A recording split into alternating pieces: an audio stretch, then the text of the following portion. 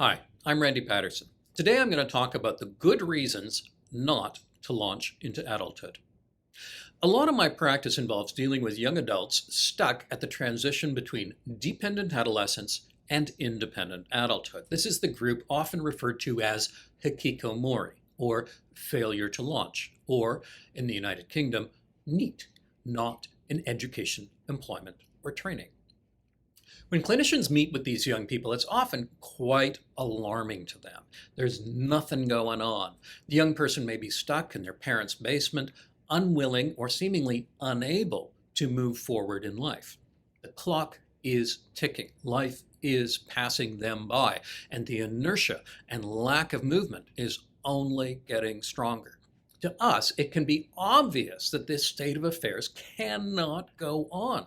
The downsides of it stand out to us very distinctly.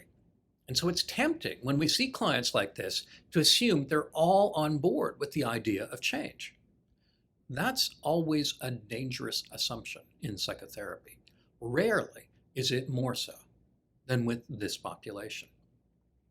To us, the life of these young adults seems nightmarish and almost unbearably boring.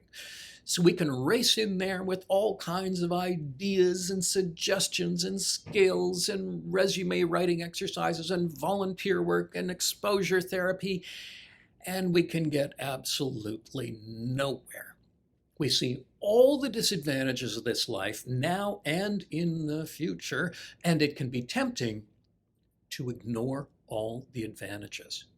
But if we don't understand why things are the way they are, it's difficult to help them change to the way they could be instead. So a standard element of this work is to really think about what may be maintaining the status quo. And we have a tremendous ally in this. It's our client. They tend to expect us to nag them about all the advantages of changing. After all, that's what everyone else has been doing for years. But we already know that that hasn't worked. So we can calm down, cool our jets, and spend some time asking a really important question. What are the good points about living this way? What would you have to give up in order to move forward into independence or adulthood? What is this doing for you? And once we go down this road, we'll often discover that there are a lot of answers to that question when initially it seemed like there would be none. So let's think about it. You are 20 or 25 or 30 or 35 and you're living with your parents or a parent, and you don't have a job and you're not at college and you have almost no social life, at least not in real life, and you're not dating and you seldom leave home. What are all the good things about that? And what would be the bad things about moving forward? Let's think about the good things first. The nature of this situation is that you are receiving more care and support than you need given your apparent physical abilities. So that means that someone else is providing that care and support. Who? Well, usually it's the family. For one thing, parents are providing a place to live, often free of charge. Free rent is a great advantage. And if you were to become employed, chances are they would begin charging rent, or you would be expected to move out on your own. That's a lot to give up. Parents are often paying for other things as well: internet service, cell phone, electricity, heat, food, clothing, home electronics, and all the other things that are easy to take for granted until they're gone. Many parents are also doing food preparation. In a surprising number of cases, parents are making up food trays and delivering them to the young person's room. In regular life, you only get that in a pretty good hotel. In many cases, a young adult has no significant chores that they have to do. They may not have to take part in keeping the house clean, or in cooking, or in yard work. A life where you have no mortgage, other people preparing your meals, and other people mowing the lawn, cleaning up, washing the sheets, and delivering the things that you need to your home, that's a life that many people strive to attain for decades. And some young adults living at home already have it, and they know something. They know that were they to become independent, they would have to give up many of all of those benefits, and they might never regain them for the rest of their lives. That's a huge disadvantage. What about freedom? If you live this life with very few demands being made upon you, you can do absolutely what you like. If you want to sleep in, you can. If you want to spend the day on the internet, you can. 24 hours a day, your time is your own. To an outside observer, it may look like you are in solitary confinement, a kind of punishment that many critics of the prison system say is cruel and inhumane. But in fact, you've got the keys. You're free to get out at any time. No one is locking you in.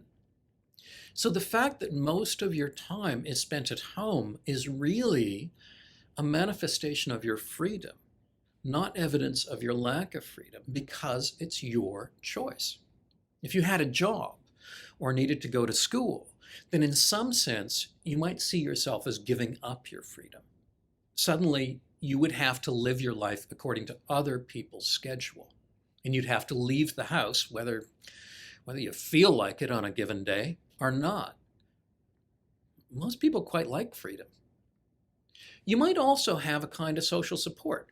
Parents continue to be caregivers as they have for your entire life. It is natural not to want to give that up. Moving forward, taking care of yourself, and maybe moving into your own home might mean, in effect, giving up your family, at least partly. There might be another social loss as well. People in this situation usually spend a lot of time on the internet and they find their social group. Now, there are social media niches, especially for NEETs or for hikikomori. There are subreddits on Reddit, for example. And what is it that gives you a sense of belonging there? It's being a NEET. It's being hikikomori. If you were to embrace your adulthood and live in the outside world, you would be giving up the only social network you have. You would become an outsider in the only place you have ever been an insider. Sometimes people also worry about giving up their diagnosis. That can sound confusing. Why wouldn't anyone want to stop seeing themselves as having a disorder or a diagnosis?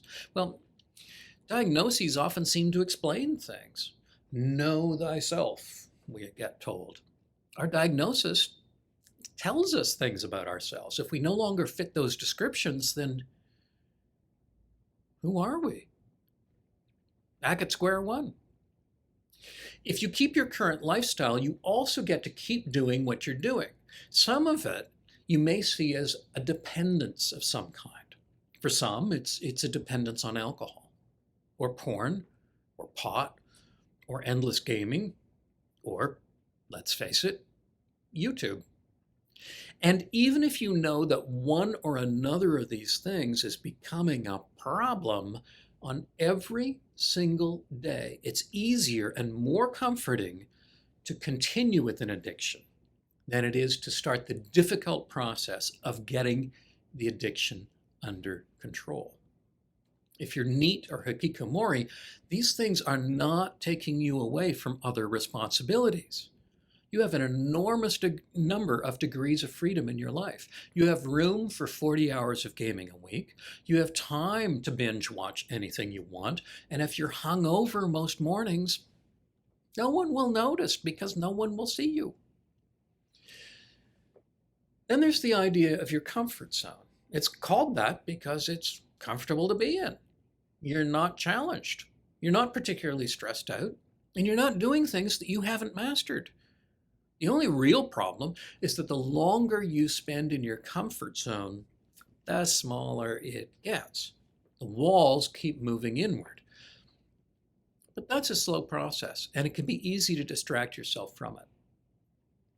Moving forward into an adult, self-sufficient life always involves leaving your comfort zone. Now, therapists know that this is how we make our comfort zones bigger. We go someplace or we do something that stresses us out a bit, and by the 5th or the 10th or the 15th time we've done it, it now feels fine. We're comfortable being outside, we're comfortable doing a job, we're comfortable talking to people, we're comfortable dating, we're comfortable walking down the street, we're comfortable shopping. And we still do some uncomfortable things, like applying for jobs or doing tasks that we're not very good at yet. But we learn through experience that the discomfort is temporary and survivable. But none of that is obvious from the starting gate. Every single outward task can seem and can actually be aversive and anxiety provoking. Facing the scrutiny of others, writing up a resume that doesn't look very impressive, applying for a job that you're not convinced you can actually do, and trying to convince the interviewer that you can, going places that other people seem to be able to go to and not be anxious, and pretending maybe that you're fine with it too, even though you're not.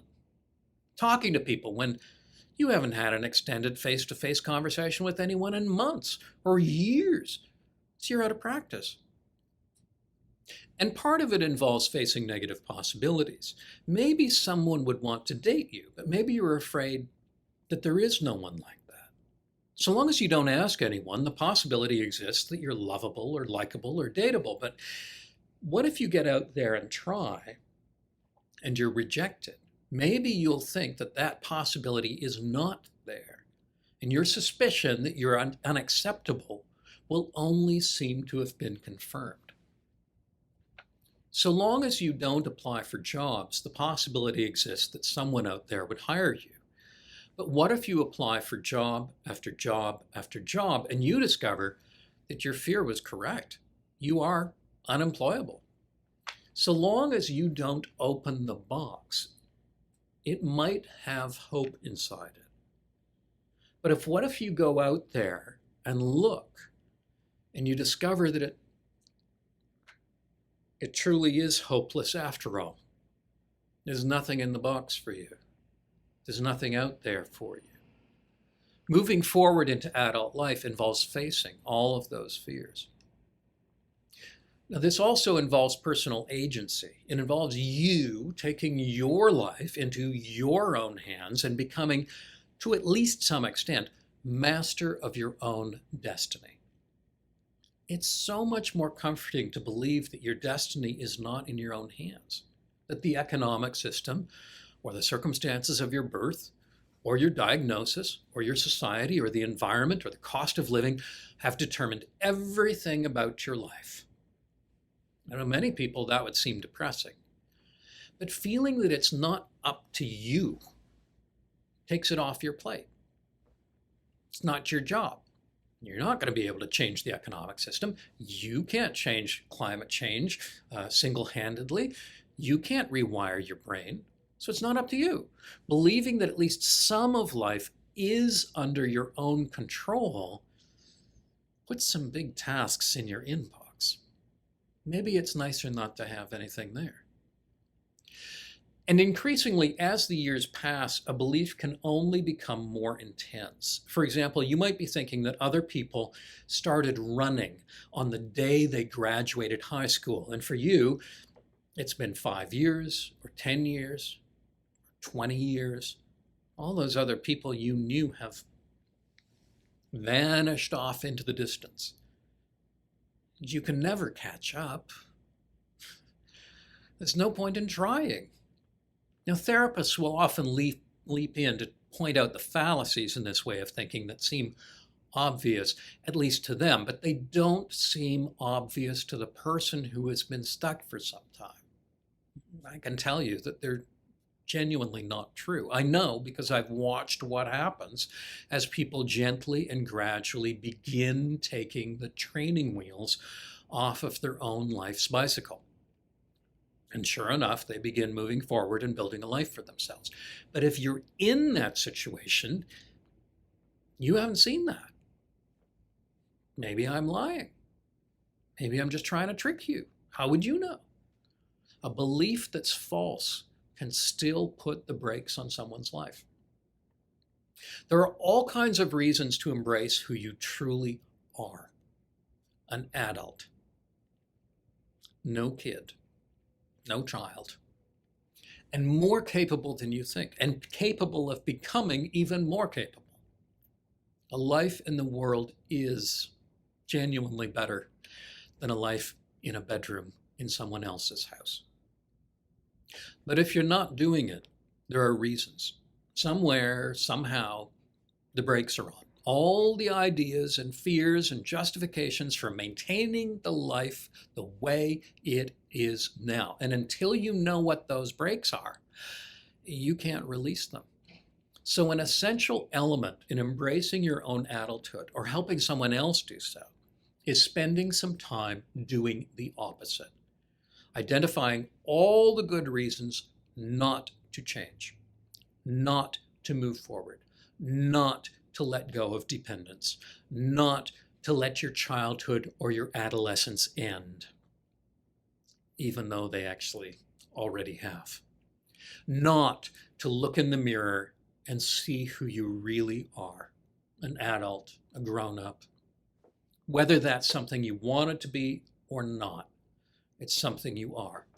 And whether you feel capable of having a human life in your hands or not, there it is, your life in your hands for you to do what you decide to do with it. A therapist can give some help with that, but the help of a therapist is not to become another parent, someone else to caregive for you and comfort you where you are. It's to help you find your own strengths, to pick up the reins and live your own life. If it's not happening, it's important to know the factors holding you back. So, there. Good reasons not to change. It would make sense, wouldn't it, if I carried on with good reasons to make all of those changes. I should bring out the pom-poms and be a cheerleader for adulthood. No, not my job. But I think you'll find that if you look directly at all the reasons not to change, they will begin to shake and crumble and fall apart. And the reasons to embrace the reality that you have more ability than you think will begin to shine a little brighter. Maybe. Thanks for watching. My books, the Assertiveness Workbook, How to Be Miserable, 40 Strategies You Already Use, and How to Be Miserable in Your 20s, are available at your local bookstore or on all online booksellers. Thanks for watching.